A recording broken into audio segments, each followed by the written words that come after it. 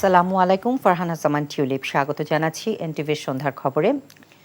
সরকারি চাকরিতে প্রথম ও দ্বিতীয় শ্রেণীতে কোটা বাতিল করে 2018 সালে জারি করা পরিপত্র অবৈধ ঘোষণা করে হাইকোর্টের দেয়া রায় বাতিল করেছে আপিল বিভাগ। একই সাথে 93% মেধা আর 5% মুক্তিযোদ্ধা, 1% ক্ষুদ্র নৃগোষ্ঠী ও 1% প্রতিবন্ধী ও তৃতীয় লিঙ্গের জন্য কোটা সংরক্ষণ করে সরকারকে প্রজ্ঞাপন জারিরও নির্দেশ দিয়েছে আদালত। তবে সরকার চাইলে কোটা বাড়াতে বা কমাতে পারবে বলেও আদেশে উল্লেখ করা হয়। প্রধান বিচারপতি ওবায়দুল হাসানের নেতৃত্বাধীন 7 সদস্যের পূর্ণাঙ্গ বেঞ্চ আজ এ আদেশ দেন। রিপোর্ট করছেন হাসান জাভেদ। এখন জন্ম সনদ দিয়ে খোলো বিকাশ স্টুডেন্ট অ্যাকাউন্ট। নিজের বিকাশ নিজে কর। সরকারি চাকরিতে প্রথম ও দ্বিতীয় শ্রেণীতে কোটা পুনর্বহাল করে হাইকোর্টের দেয়া রায়ের পর কোটা সংস্কারের দাবিতে আন্দোলনে নামে শিক্ষার্থীরা। রোববার সেই রায়ের বিরুদ্ধে রাষ্ট্রপক্ষ ও পক্ষভুক্ত শিক্ষার্থীদের করা আপিলের শুনানি হয়। শুনানিতে অ্যাটর্নি জেনারেল বলেন, হাইকোর্ট কোটা পুনর্বহাল করে যে রায় দিয়েছে তা সঠিক হয়নি, এমনকি রায়টি স্ববিরোধী বলেও উল্লেখ করেন। তাই হাইকোর্টের রায়টি বাতিল চান তিনি।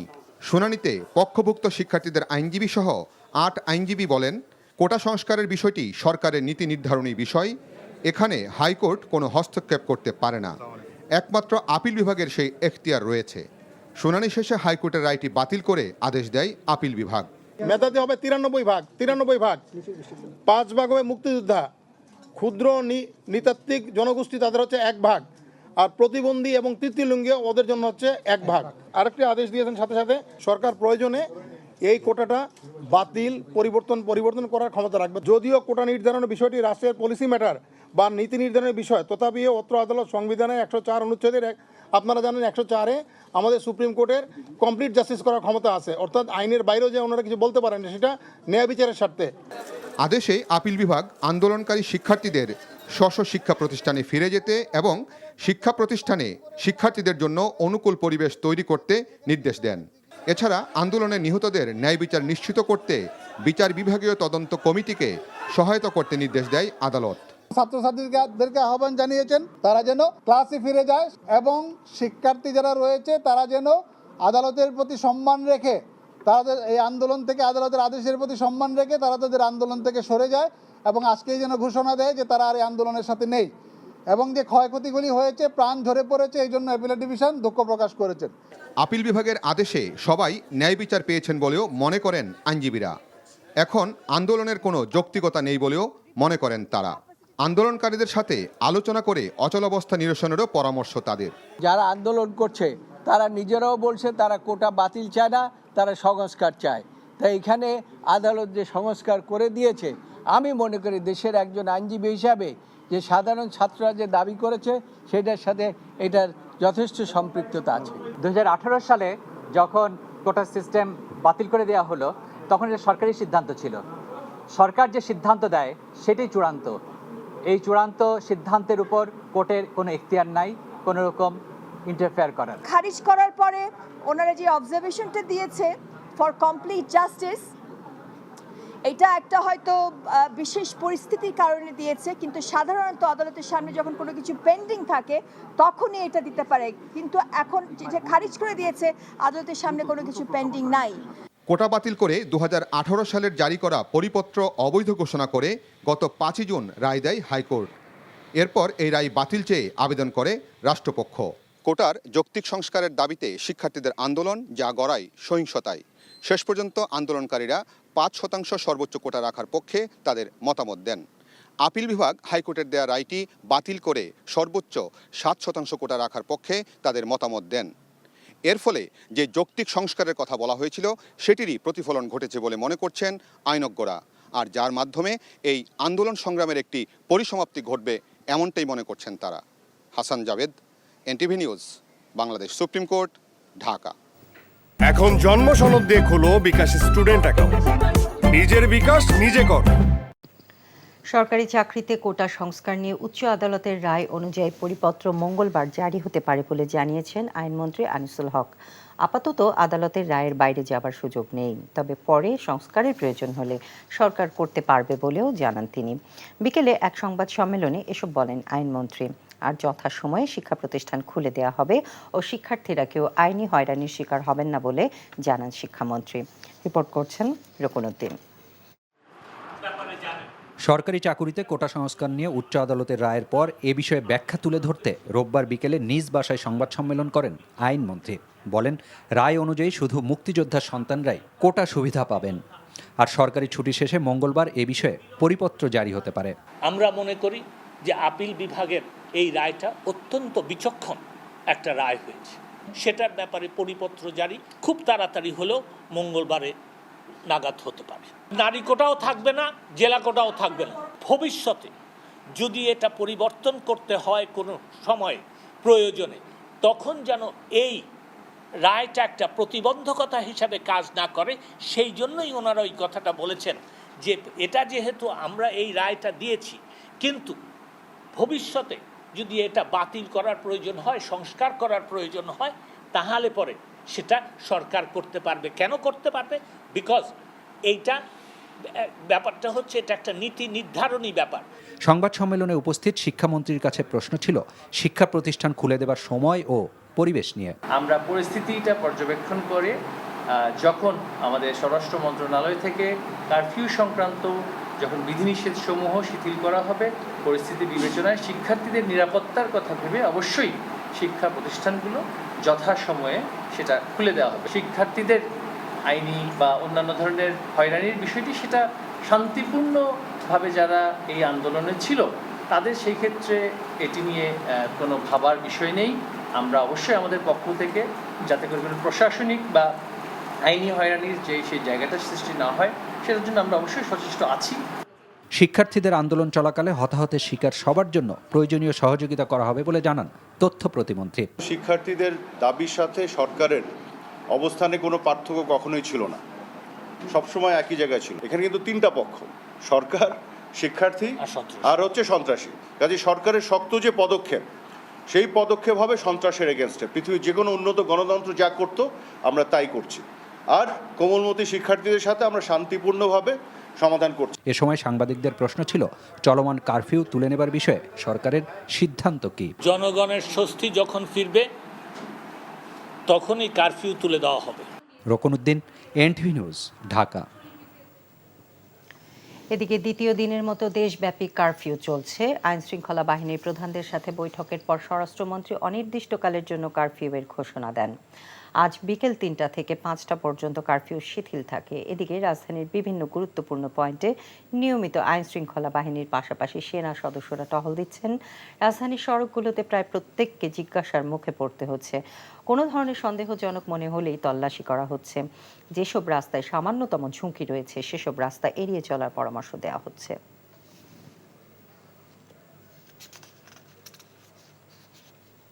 দেশের সার্বিক নিরাপত্তা পরিস্থিতি নিয়ে প্রয়োজনীয় দিক নির্দেশনা দিয়েছেন প্রধানমন্ত্রী শেখ হাসিনা। দুপুরে গণভবনে অনুষ্ঠিত এক বৈঠকে সংশ্লিষ্ট কর্মকর্তাদের এই নির্দেশনা দেন তিনি।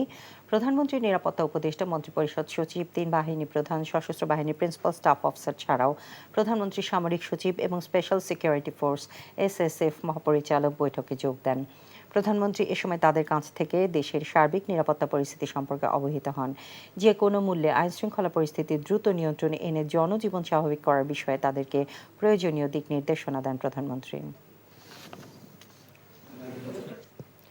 রাজধানীর এবারকের হাসপাতালে চিকিৎসাধীন বিএনপি চেয়ারপারসন বেগম খালেদা জিয়ার শারীরিক অবস্থা আগের চেয়ে স্থিতিশীল আছে, জানিয়েছেন তার ব্যক্তিগত চিকিৎসক অধ্যাপক AZM জাহিদ হোসেন। মেডিকেল বোর্ডের সদস্যরা আজ সকালেও তার স্বাস্থ্য পরীক্ষা করেছেন। চিকিৎসকদের সার্বক্ষণিক তত্ত্বাবধানে হাসপাতালে খালেদা জিয়ার চিকিৎসা চলছে। CCU সুবিধা সম্বলিত কেবিনে চিকিৎসা চলছে তার। হৃদরোগ বিশেষজ্ঞ অধ্যাপক শাহাবুদ্দিন তালুকদারের নেতৃত্বে মেডিকেল বোর্ডের দেশের বাইরের কয়েকজন বিশেষজ্ঞ রয়েছেন। গত 23শে জুন খালেদা জিয়ার হার্টে পেসমেকার বসানো হয়। 2 জুলাই বাসায় ফিরলেও 13 জুলাই রাতে ফের তাকে হাসপাতালে ভর্তি করা হয়। দীর্ঘদিন ধরে হৃদরোগ, ফুসফুস, লিভার, কিডনি, আর্থ্রাইটিস, ডায়াবেটিস সহ বিভিন্ন জটিলতায় ভুগছেন বেগম খালেদা জিয়া। ম্যাডামের সর্বশেষ শারীরিক অবস্থা হচ্ছে ম্যাডাম এবার কেয়ার হসপিটালে চিকিৎসা নিয়েছেন। মেডিকেল বোর্ডের সদস্যরা সকালবেলা আমার স্বাস্থ্য পরীক্ষা করছে, চিকিৎসা চলতেছে। শিশুর সুযোগ সুবিধা সম্বলিত চিকিৎসক নার্সদের সার্বক্ষণিক তত্ত্বাবধান। তোমার শারীরিক অবস্থা এখন স্থিতিশীল। দেশের চলমান পরিস্থিতি দ্রুতই স্বাভাবিক হবে, বিদেশি কূটনীতিক এবং নাগরিকদের নিরাপত্তা দেবে সরকার, এমন আশ্বাস দিয়েছেন পররাষ্ট্রমন্ত্রী ডক্টর হাসান মাহমুদ।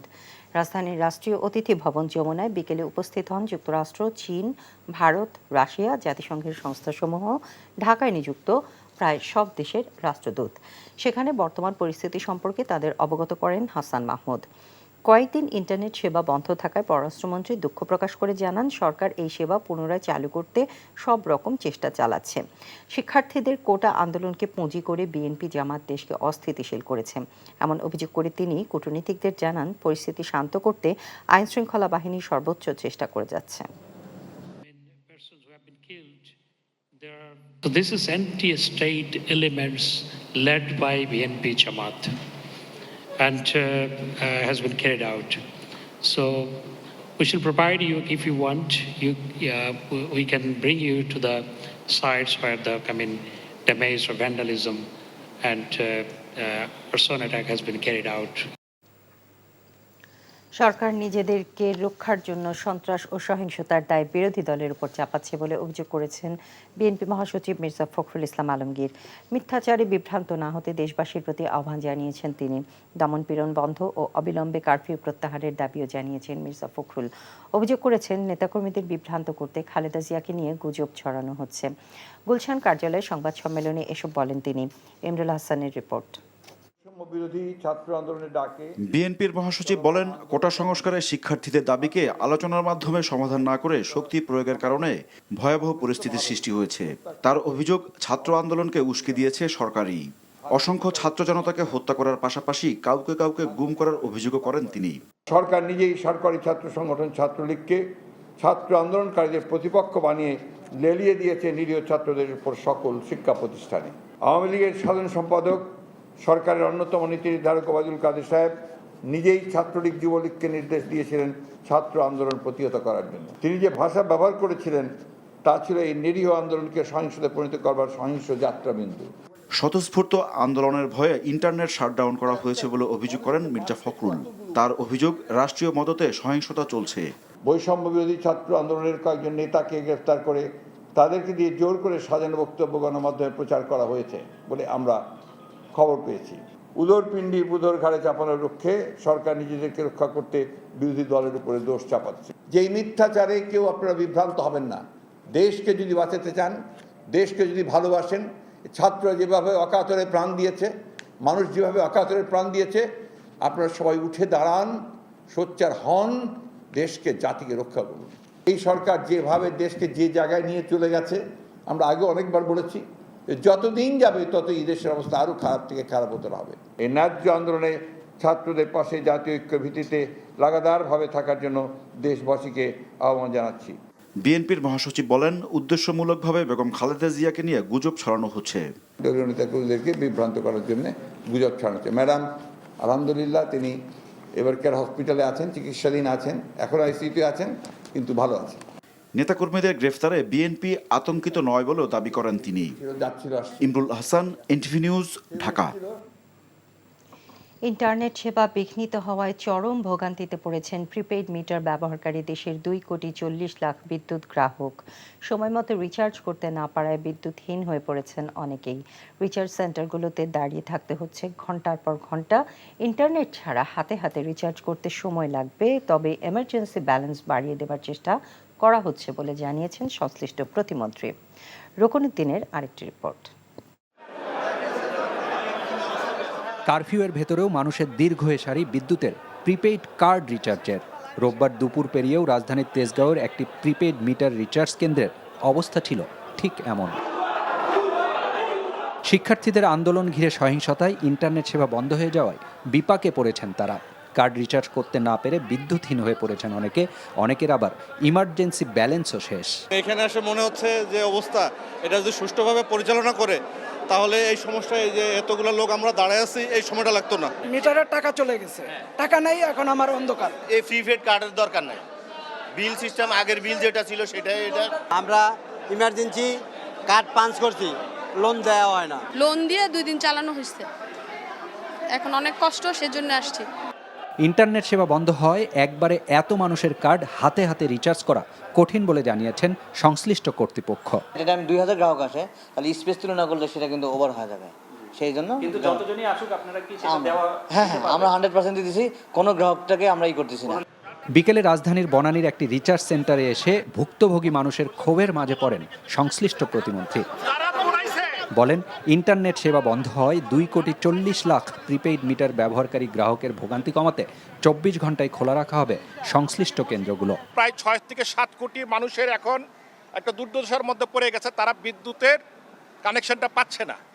এটার জন্য দায়ী হলো এই বিএনপি এবং জামাতের এই সন্ত্রাসীরা। তারা আগুন দাওয়াতে এবং কেবল লাইন কেটে ফেলাতে, এবং চিটাং থেকে যে কেবল আসছে সেটাও তারা কেটে ফেলছে। তাদের কারণে আজকে সারা বাংলাদেশের মানুষ ভুক্তভোগী। আমরা চেষ্টা করছি ইমার্জেন্সি ব্যালেন্সটার পরিমাণটা বাড়িয়ে দিতে, কিন্তু এই যে হাজার হাজার গ্রাহকরা, আমাদের মেশিন তো অল্প, আগে তো এটা অনলাইনে চলতো। ইমার্জেন্সি ব্যালেন্স আমরা বাড়িয়ে দিচ্ছি এবং 1000 এবং 2000 টাকা করে আমরা বিভিন্ন জায়গায় আমরা বাড়িয়ে দিচ্ছি। এটা বাড়ানোর জন্য যে আপনারা দীর্ঘ সময় লাগবে, সেই সময়টা আমাদেরকে একটু দিতে হবে। মানুষের ভোগান্তি কমাতে শুধু কার্ড নম্বর পেলেই রিচার্জ করে দেবার চেষ্টা করা হচ্ছে বলেও জানান বিদ্যুৎ প্রতিমন্ত্রী। Rokonuddin, NTV news, Dhaka. দেশে ইন্টারনেট সংযোগ বিচ্ছিন্ন থাকায় প্রতিদিন সফটওয়্যার খাতে 70 থেকে 80 কোটি টাকার ক্ষতি হচ্ছে বলে জানিয়েছেন তথ্য প্রযুক্তি খাতের উদ্যোক্তাদের সংগঠনগুলো। একই সাথে প্রযুক্তি খাতের বাজার হারানোর শঙ্কাও দেখা দিয়েছে বলে জানান তারা। ময়দুল ইসলামের রিপোর্ট। দেশে লাখ লাখ মানুষের কর্মসংস্থান তথ্য প্রযুক্তি খাতে। 2025 সাল নাগাদ বছরে এই খাত থেকে অন্তত $5 বিলিয়ন মার্কিন আয়ের লক্ষ্যমাত্রা সরকারের। আর এই প্রযুক্তি খাতের মূল চালিকা শক্তি ইন্টারনেট। কিন্তু সাম্প্রতিক সহিংসতার ঘটনায় ইন্টারনেট সংযোগ বন্ধ থাকায় ভয়াবহ ক্ষতিতে পড়েছে দেশের আইসিটি খাত। আমরা সফটওয়্যার যখন এক্সপোর্ট করি, আমরা আওয়ারলি বিল করি, আমরা ডেইলি বিল করি। আমাদের প্রতিদিনের ক্ষতি প্রায় 70 থেকে 80 কোটি টাকা। কিন্তু সমস্যাটা হচ্ছে এই যে আমরা 70 থেকে 80 কোটি টাকার ক্ষতির সম্মুখীন হচ্ছি এভরি ডে, তার চাইতে বড় আশঙ্কার বিষয় যাদেরকে আমরা সার্ভিসটা দেই ওদের প্রত্যেকের আসলে অল্টারনেট ডেস্টিনেশন আছে, তো ওরা আসলে অল্টারনেট ডেস্টিনেশনে চলে যাবে। শুধু ই কমার্স ইন্ডাস্ট্রি যদি বলি, সেটাতে পার ডে প্রায় 8 লক্ষ মতো ডেলিভারি হচ্ছিল এবং প্রায় 100 কোটি টাকার মতো ট্রানজ্যাকশন হচ্ছে। কিন্তু বিষয়টি হচ্ছে যে এই মুহূর্তে আসলে কোনো অ্যাকিউরেট ডেটা দেয়া মুশকিল যে গত কয়েকদিনে, কারণ প্রতিদিন কিন্তু আমরা নতুন নতুন তথ্য পাচ্ছি।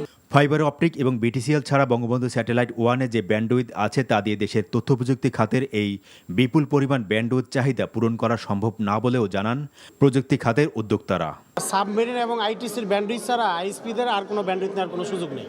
বঙ্গবন্ধু স্যাটেলাইট আপনি দেখেন, বঙ্গবন্ধু স্যাটেলাইট দিয়ে কিন্তু আমাদের যে সার্ভিসগুলো, বিশেষ করে ইউজার এন্ডে যেই পরিমাণ সার্ভিস প্রয়োজন হয়, এই সার্ভিস দেওয়া সম্ভব না। বঙ্গবন্ধু স্যাটেলাইটে আপনি ব্যান্ডউইথ কত দিতে পারবেন? ইমার্জেন্সি কোনো একটা জায়গায় হয়তো 2 MBPS 3 MBPS ব্যান্ডউইথ লাগবে, 5 MBPS ব্যান্ডউইথ লাগবে, সেটুক দিয়ে সম্ভব। কিন্তু 5 MBPS ব্যান্ডউইথ দিয়ে আপনি কি হাজার হাজার লক্ষ লক্ষ ইউজারকে, কোটি কোটি ইউজারকে আপনি সার্ভ করতে পারবেন? কোনোভাবেই সম্ভব না। ভিসার তো আমাদের এখানে অনেক দিনই ছিল না, আমরা তো এখন সবই তো হার্ডকোর। আর ভিসার দিয়ে তো আমাদের সার্ভিস আসলে ওই লেভেলে হাই স্পিড সার্ভিস দেওয়া কিন্তু সম্ভব না।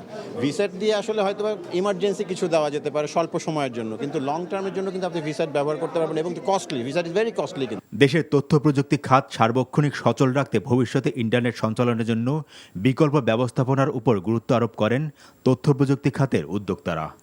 মইদুল ইসলাম, এনটিভি নিউজ, ঢাকা।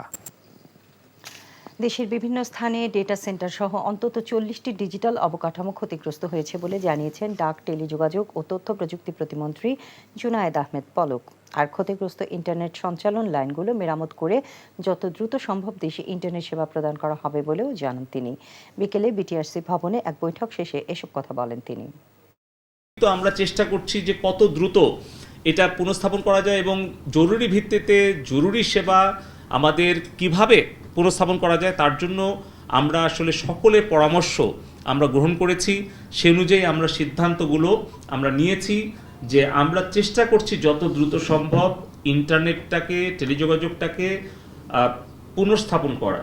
এবং সেটা নির্দিষ্টভাবে আমি হয়তো ঘন্টা, সময় বা দিন উল্লেখ করতে পারছি না, কিন্তু যখনই আমরা তৈরি হব, যেখানেই পারবো, যেভাবেই পারবো, তত দ্রুত সেভাবেই আমরা ইন্টারনেট এবং টেলিযোগাযোগ সেবাটা পূর্ণাঙ্গ সক্ষমতা অনুযায়ী দেওয়ার চেষ্টা করব। শিক্ষার্থীদের ঢাল হিসেবে ব্যবহার করে চলমান আন্দোলনকে বিএনপি জামায়াত সরকার পতনের আন্দোলনে রূপ দেওয়ার চেষ্টা করছে বলে জানিয়েছেন পুলিশ মহাপরিদর্শক চৌধুরী আব্দুল্লাহ আল মামুন।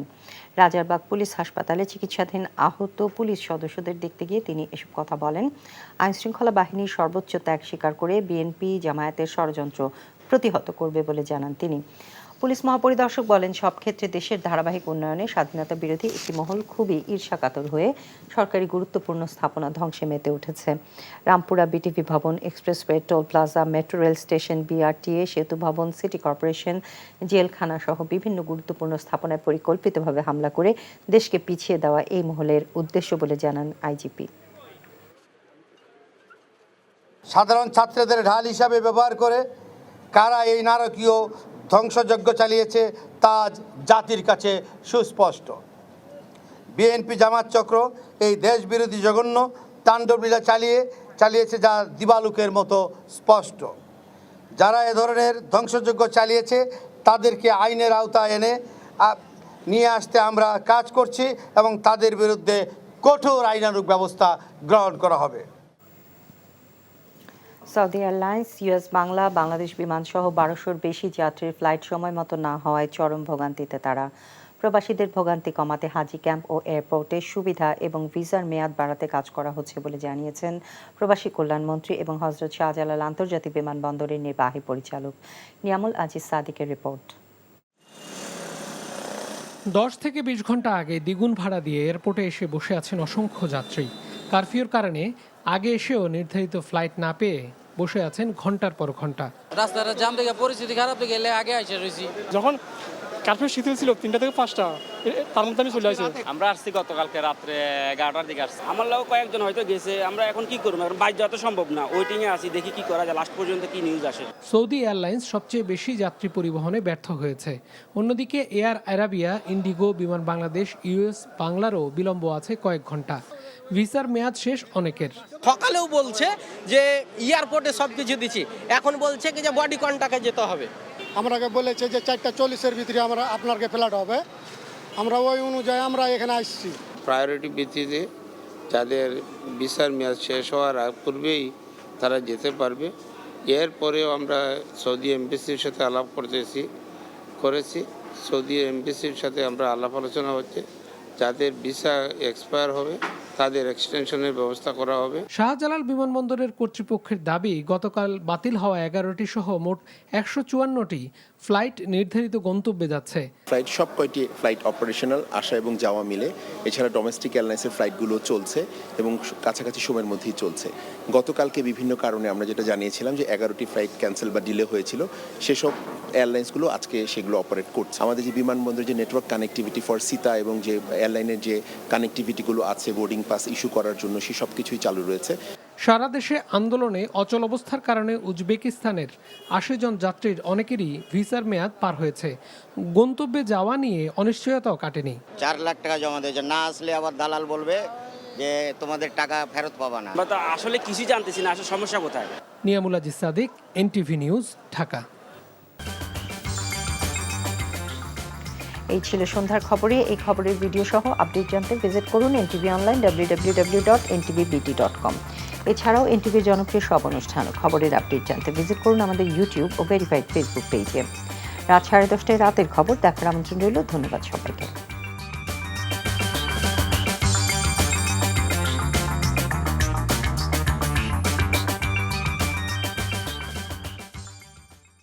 এখন জন্ম সনদ দিয়ে খোলো বিকাশ স্টুডেন্ট অ্যাকাউন্ট। নিজের বিকাশ নিজে কর।